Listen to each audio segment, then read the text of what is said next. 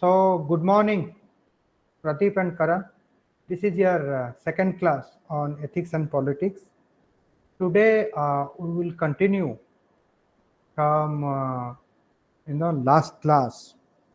If you remember the last class, I told you that how to understand the ethical maturity, and I told you that ethical maturity involves accepting the full responsibility for one's ethical choice and their consequences. Now, our initial understanding of ethics is obeying. However, ethics is not about the belief that being good means obeying the external authorities. So, initially, ethics begins with our socialization, where our elders prescribes orders and we obey them. But subsequently, obeying the external authority will not make you ethical.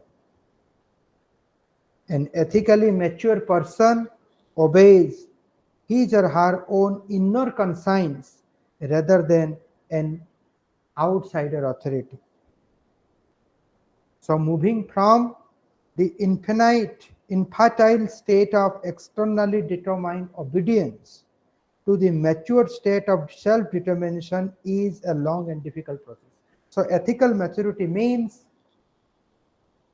it is a transformation from obeying the external authority to the mature state of self-determination.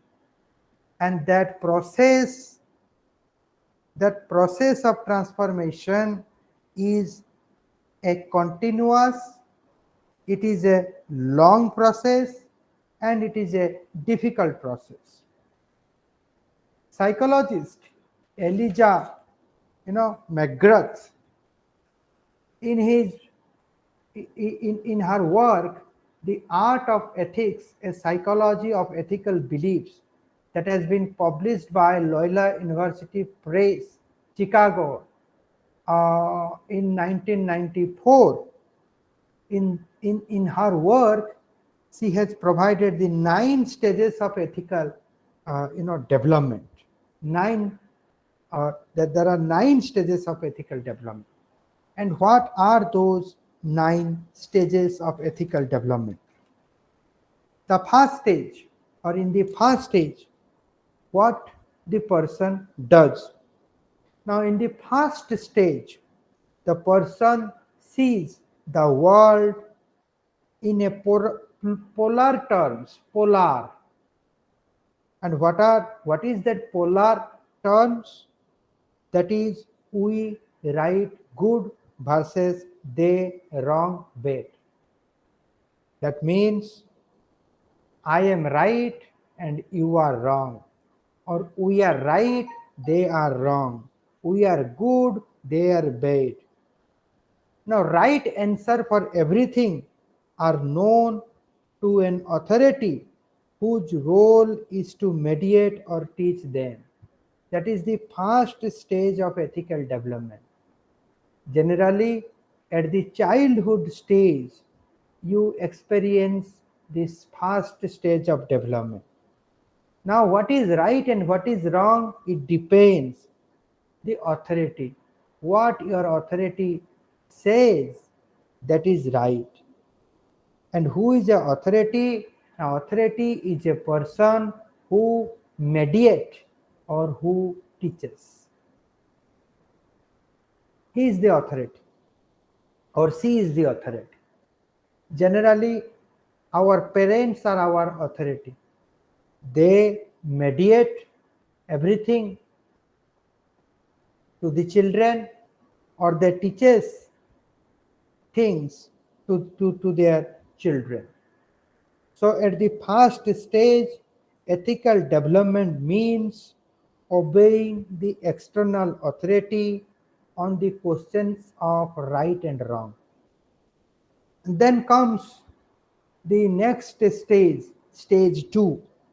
Now in this stage, the person perceives the diversity of opinion, uncertainty, and accounts for these as confusion engendered by poorly qualified authorities or as exercises designed to encourage individuals to find their own system. What does it mean? Now, when I am at the second stage of my ethical maturity, then I find that there are different authorities on me, and these authority they perceive things differently. That's why there are different opinions on reality. And when there are different opinions on reality, or there is diversity of opinion, then I understand that nothing is certain, everything is uncertain. And those who are trying to be certain about this uncertain world, now I understand it that they are confused. They are confused. That's why they want to be certain about this uncertain world. And their confusion is because of their poor qualification. Poor qualification means they are qualified, but their qualification is not rich, rather their qualification is poor. Now at the second stage, I got the sense of an uncertain world. And in the second stage, what I do, instead of obeying the elders, obeying the authorities, different authorities, what I do, now I try to find my own system. I try to give my own logic, own rationality, but that own rationality is heavily derived from the different understandings of different authorities. So I try to develop my own system, but that own system is not based on my realization. That own system is based on my shared knowledge, what I have gathered from different authorities, different opinions, what I have gathered from the diversity of opinion. Now that is what happened in the second stage of my ethical maturity. Now next comes to the third stage. Now in that stage, the person accepts the diversity.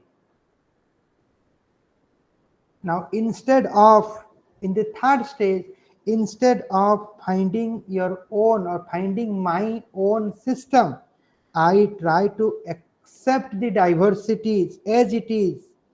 I accept the diversity and uncertainty as legitimate. That means everything is right, but only as the temporary condition. That is something crucial. That everything is right. All the diversities are truth, but that truth is not absolute. That truth is temporary in nature, but only as a temporary condition in areas for which the authority has not yet found an answer. That means nothing is the final answer. These are the various perceptions, and these perceptions are truth for a shorter period of time. Since the authority do not have the final answer, the authority is also anxious. So authority knows that he doesn't have a final answer. And authority knows that this truth is temporary in nature. This diversity or uncertainty is legitimate, and the truth and the certainty what we speak about this uncertain world is temporary. It will be for a minimum, for a limited period of time. And that's why the authority is anxious. The authority knows that the certainty is not right, the certainty is false. So that's why the authority is much more anxious, and therefore this stage does not last long. Now, in the third stage, the acceptance of diversity and uncertainty is the must. But that diversity and uncertainty are not for a longer time, are not for a longer period of time. Rather, it is temporary in nature. I'm repeating, it is temporary in nature. That's why there is a anxious among the authorities, because authority knows that their understanding is temporal. Their understanding of certainty, I mean, when they are giving any certain understanding, that is something not right. That may be truth for a shorter period of time. So that's why they are anxious. Now, if you see the first to third stage, now the ethical choices are based on complete obedience to an external authority. In the first stage, it begins, or ethics means obedience to the external authority. In the second stage, ethics means gathering the or ethics means creating your own system by gathering the ideas of different authorities who are poorly qualified. Even in the second stage, you are not conscious about your conscience, but you understand that there are different opinions, there are uncertainty, and you understand that certainty about uncertain world is nothing but the expression of poorly qualified authority. But somehow in the second stage also, this realization has not taken you from obeying the authority to the consciousness based on conscience. Even in the second stage, the obedience of authorities is there. But second stage is far better than the first stage. Why it is better? Because here I have become intelligent. I am trying to, or I am intelligently obeying the authority. Now, in the third stage, you will find that the authorities, they know that their truth or their certainty is for limited time. So that's why they are anxious, and they try to discover new things, they try to invent new things. And my ethical development depends on them, depends on their innovation, depend on their discoveries. Now, from the first to third stage, ethical choices are based on completely on the obedience of external authority. Now, till now, I have not reached to my conscience. A person in this stage of ethical development is rigid in his belief and defensive when challenged. Now, in the first to third stage, even at the third stage of my ethical development, now I am rigid to my own understanding, to my own belief, and I am defensive when challenged. And why I am defensive? It is because there is no internal sense of confidence. Whatever I am saying because I have learned it from the authorities who are outside to me, and I have not realized from my within. That's why there is no confidence, no sense of confidence in me.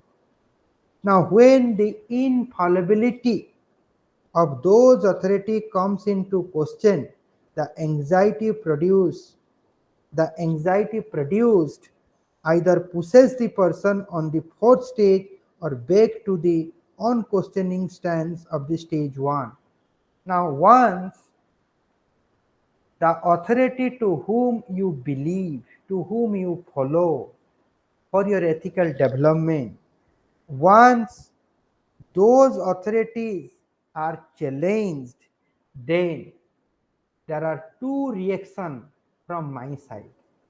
The first reaction is that I may move towards the fourth stage of ethical development, or I may back to the first stage of ethical development. And what is the first stage of ethical development? Now I am putting this question to you. Now, when the external authority to whom you believe and follow for your ethical development, when that authority is challenged, then there are two options before you. Either you will go to the next level, that is stage 4, or you will back to the stage 1 level. Now, what is that stage 1 level, Pradeep? A first stage. Pradeep?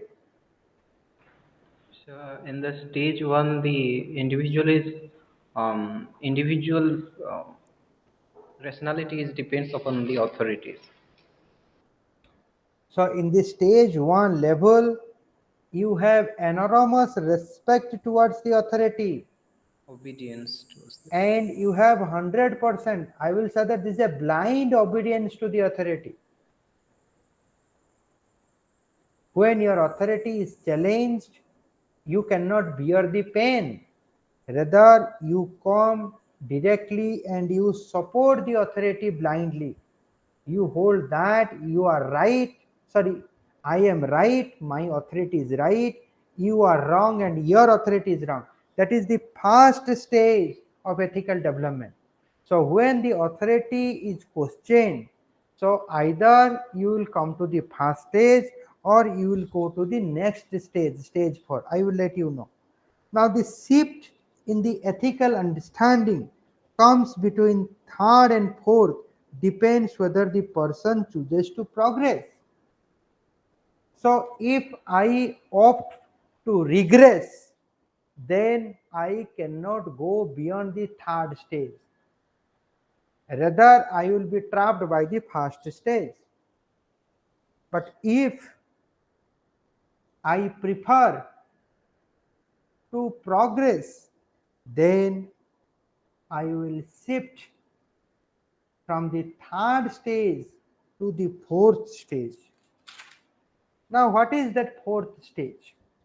Now, in the fourth stage, the person perceives that legitimate uncertainty and diversity of opinion are extensive and concludes that all people have the right to their own opinion.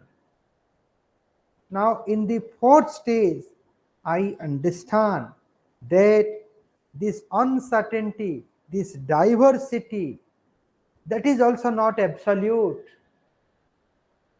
That is also not absolute. What is uncertain today, that can be certain tomorrow, and that can be uncertain day after tomorrow. These are extensive.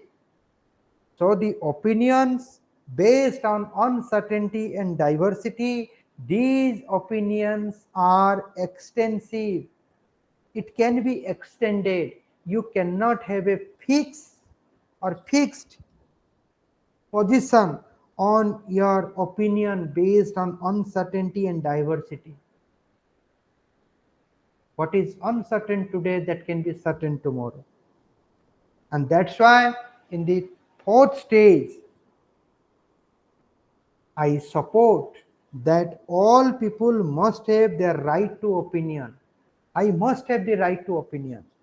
But my opinions are not fixed, are not absolute. Rather than it is extensive. I can change my opinion. I can update my opinion. Along with that, in the fourth stage, the person rejects the ethical authorities in favor of a thoroughgoing relativism in which anyone's opinion is as good, true, and reliable as anyone else.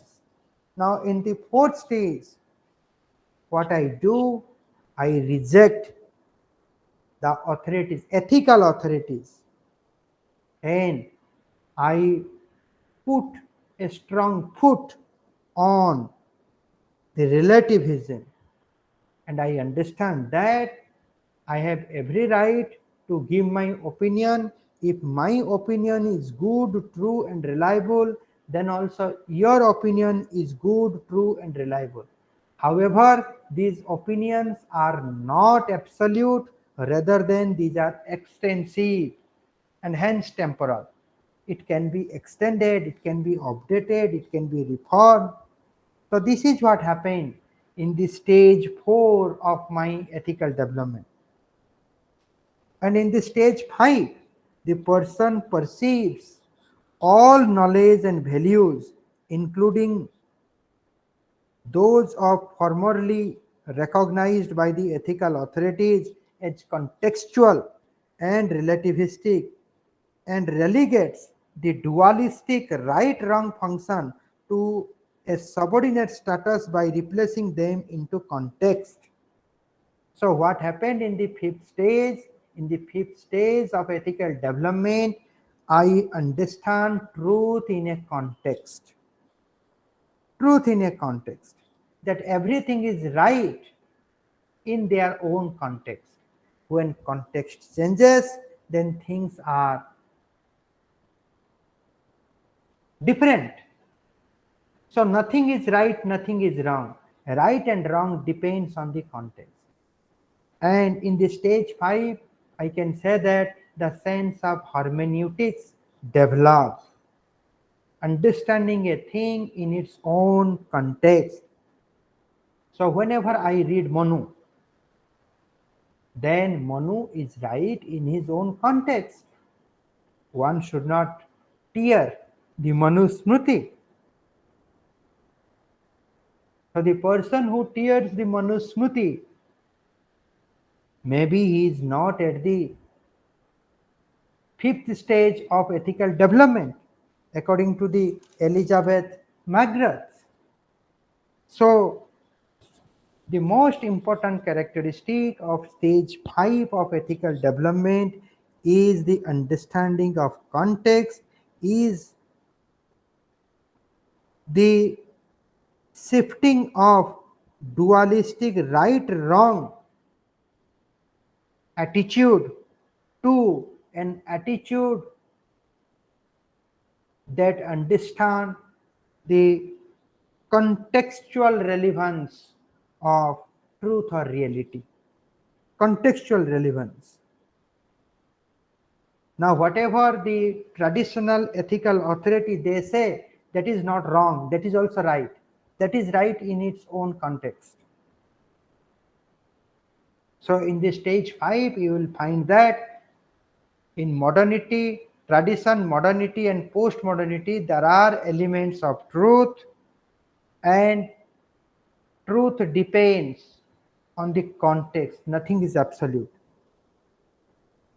Now, in the stage 5, right wrong return not in absolute term but as a contextual concept. The next steps in ethical maturity involves taking the responsibility for one's ethical choice, leading eventually to a solid, well-reasoned and ethical self-determination.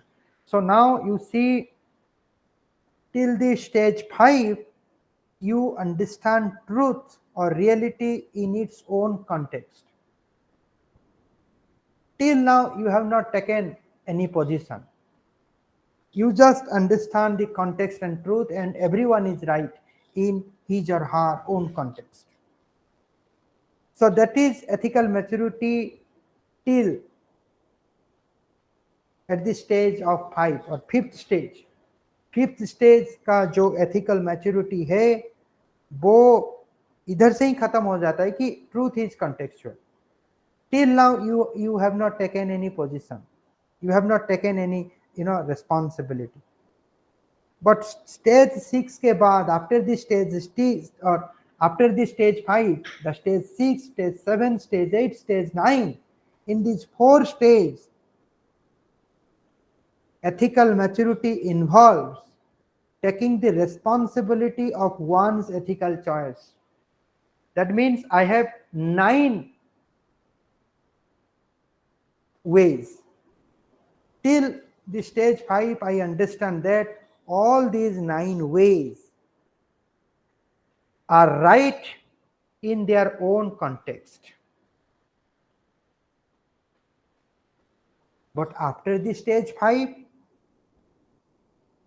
then the process of ethical self-determination begins. Now what happens in the stage 6? Now in the stage 6, the person recognizes that he or she must orient himself or herself in a relativistic world. So truth is there, truth is everywhere, nothing is false. But then what should be my position? I should take some position.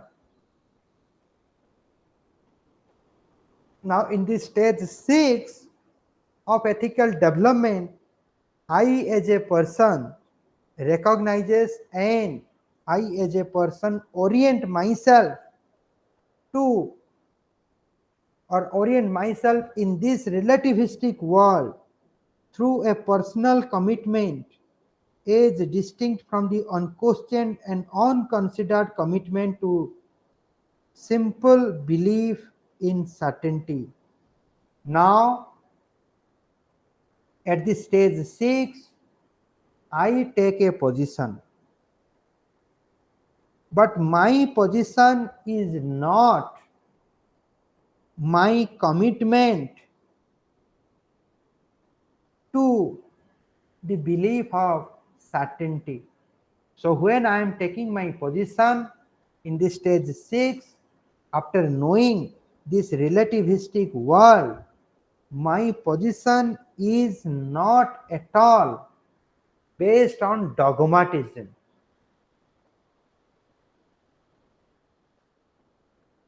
I am not saying that whatever I am saying that is right. What I am saying that among all these 9 alternatives, I stand with this alternative. But this alternative may have certain disadvantages. But this is my position, this is my standing. So when I am standing with an alternative, when I am speaking a particular thing, that doesn't mean that I am the believer of uncertainty. I know my position is also uncertain. So also other positions are also uncertain. But in the stage 6, I take the moral responsibility of standing with a position. Neither I will justify my position absolutely, nor I will falsify the opposite. Rather than I do understand the strength of other side and I do understand the weakness of my side. Yes, come in. Okay, thank you. I'm taking the class. Okay. Now this happened in the stage 6 of ethical development.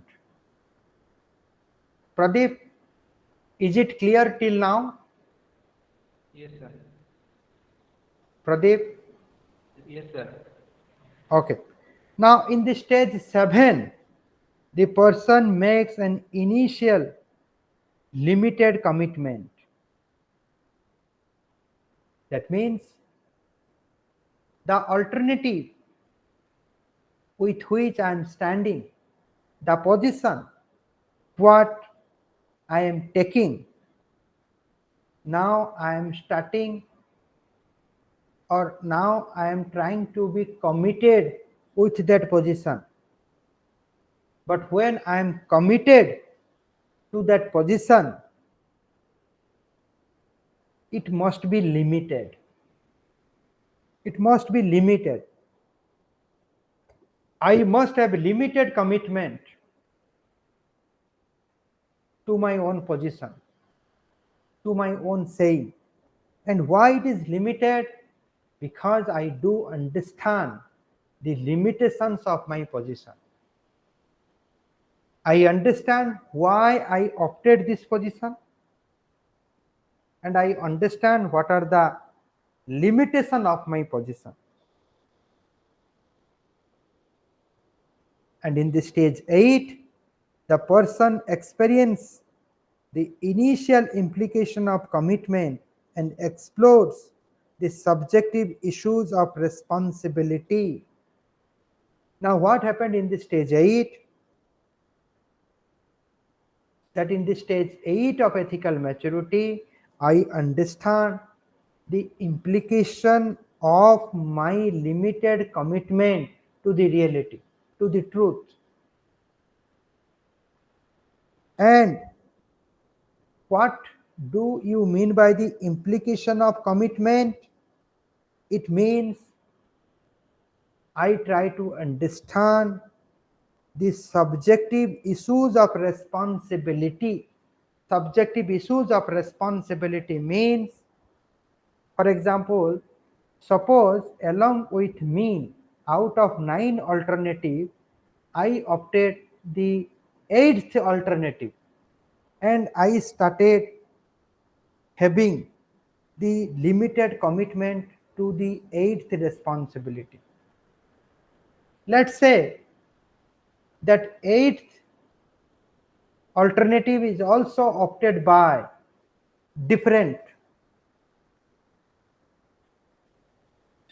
students or different friends or different people. Now my commitment, my limited commitment to that 8th alternative may not be same as yours commitment or yours limited commitment to that 8th alternative.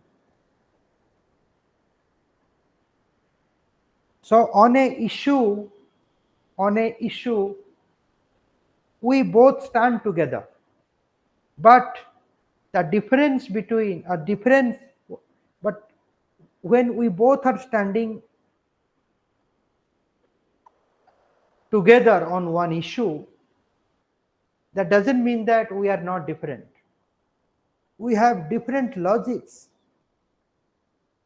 we have different rationality, and it is because of that different logic and different rationality we are different.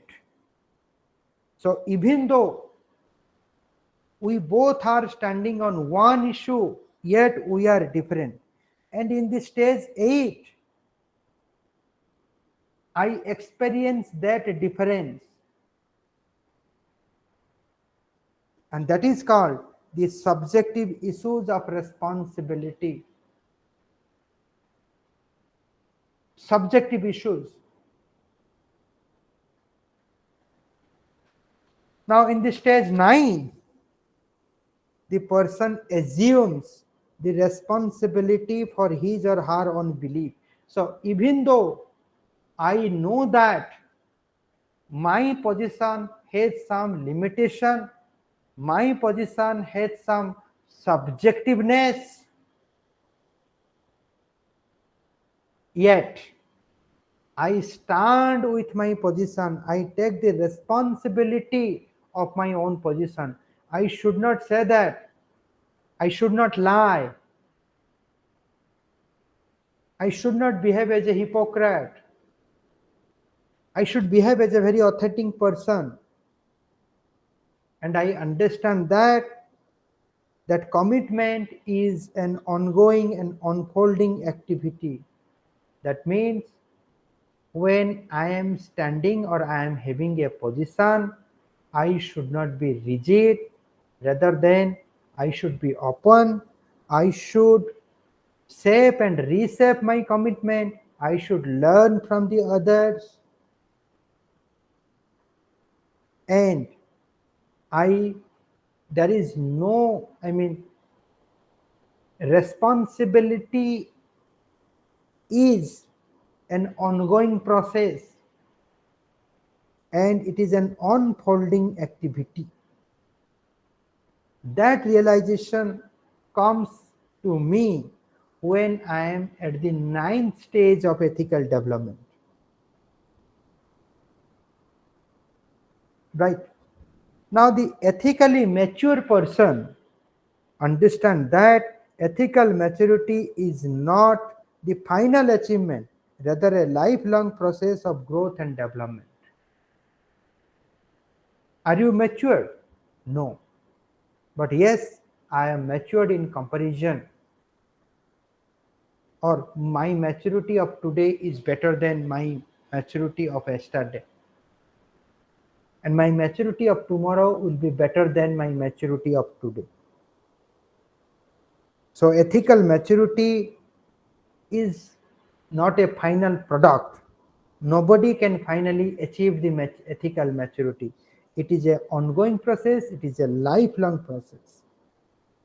It is a lifelong process of growth and development. Now, what I will do right now, I will send you a paragraph and I want Pradeep to read it so that you can get an idea of, just see the box, inbox. Pradeep, can you read it? Yes, sir. Be louder. Yes, sir.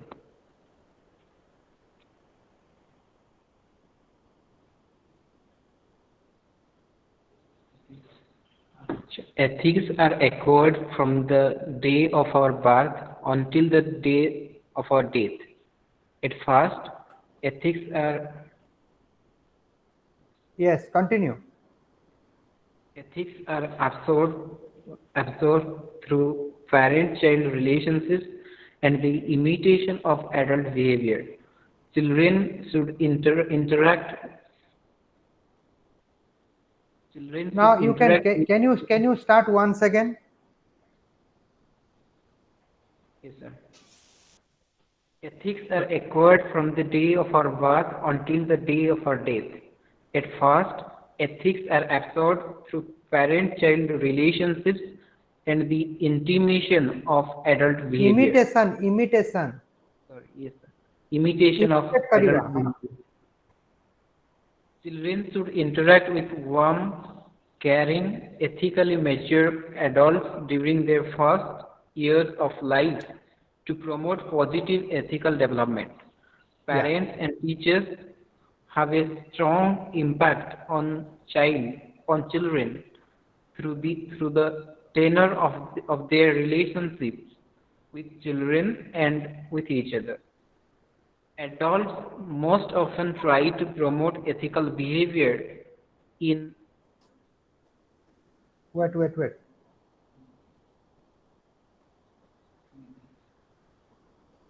There is something missing.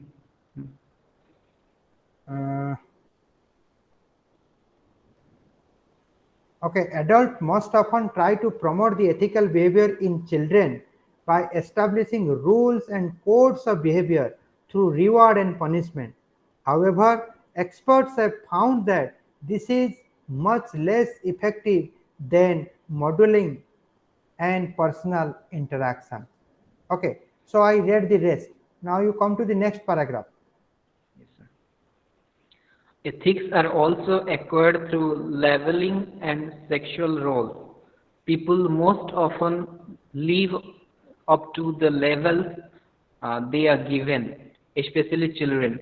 If a child is labeled Delinquent. delinquent, Huh. she or he will incorporate incorporate that level and behave accordingly. If, on the other hand, a child is labeled well behaved, he or she will fulfill that expectation. Sexual roles also confer levels. Masculine and feminine carry distinct expectations in nearly every culture, which children may learn, which children learn to conform or to level against. Rebel against early on. Either the There is children will conform to those levels, or the children may rebel against it.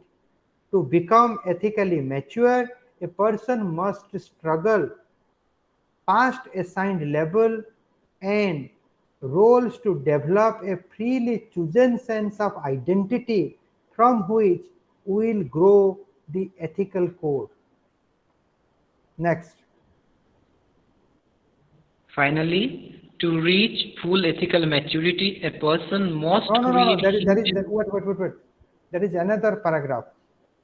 Have I not sent it that paragraph? No, sir.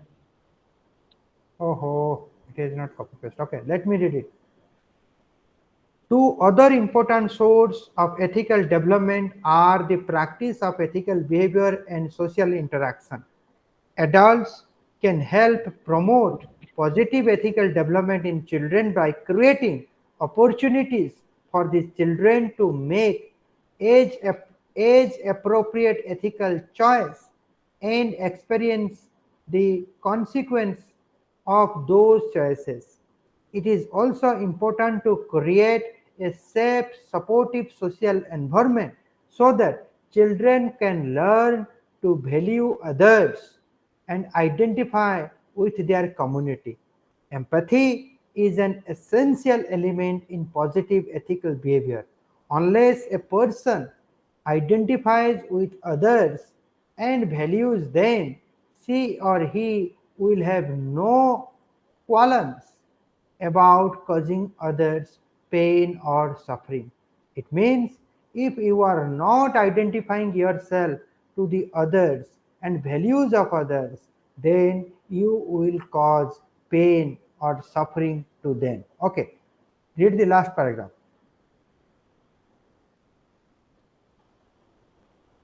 Yes, sir. Finally, to reach full ethical maturity, a person must create his or her own ethical system, born out of a sense of connection with all humans and other forms of life. Yeah. Children Children must must be be given the opportunity to given ground themselves in a sense of safety and community, out of which they can develop a responsible code of ethics that will carry them creatively through their life. Now, Pradeep, you unmute yourself.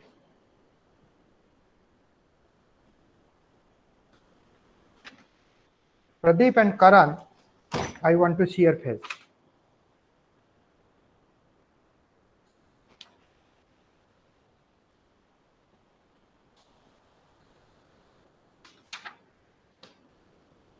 Now, you got this ethical, the 9 stages of ethical development.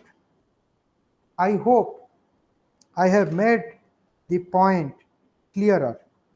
Now you decide at which stage of ethical development you are, at which stage of ethical development the individual is, at which stage of ethical development a society is, the politics is. I think that is the major concern of this paper, ethics and politics, right? Maybe in the next class I mean,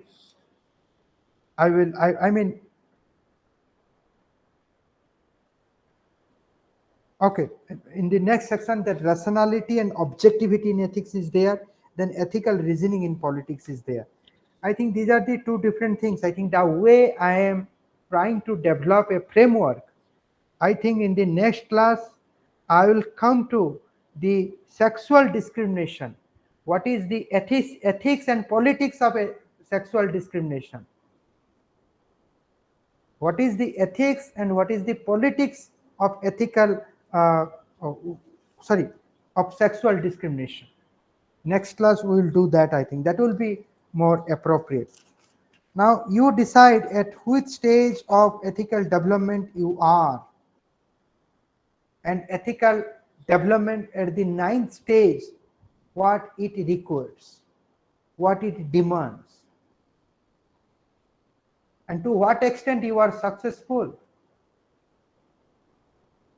You remember about the Lal Bahadur Shastri, when there was any train accident while he was the railway minister, he was offering resignation, and that was nothing but his ethical maturity. And his ethical maturity was at the stage 9. Now you see the action and inaction of individual, action and inaction of the society, action and inaction of politics, action and inaction of laws, and then try to decide at which stage of ethical development all these are lying, and what should be done for a solution. For a solution, you have to develop your level, you have to develop your stage. Right. So maybe in the next class, I will deal with what is the ethics and politics of sexual discrimination. That will be interesting. There are debates, there are hues and cries of sexual discrimination, sexual harassment that has been misused by females. What is the ethics of sexual discrimination, or what is right in the sexual discrimination, and what is wrong in the sexual discrimination? What is right in the sexual harassment and what is wrong in the sexual harassment? What is the right way of understanding sexual harassment, and how there is a politics of sexual harassment? These are the major questions I think we should engage ourselves so that we can understand the ethics and politics of sexual discrimination or sexual harassment.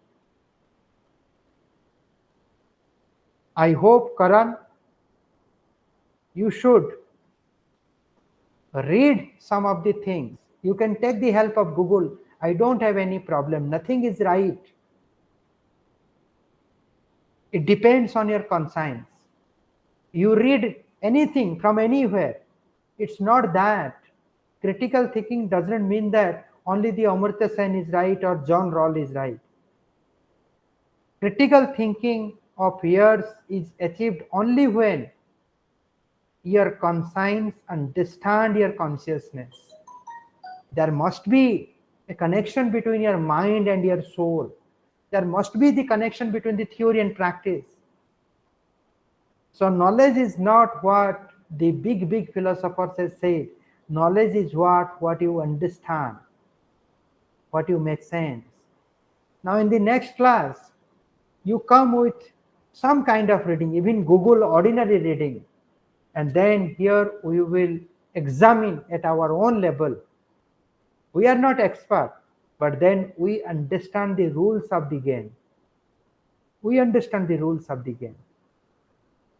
And on that basis, I think we will examine the ethics and politics of sexual discrimination and sexual harassment.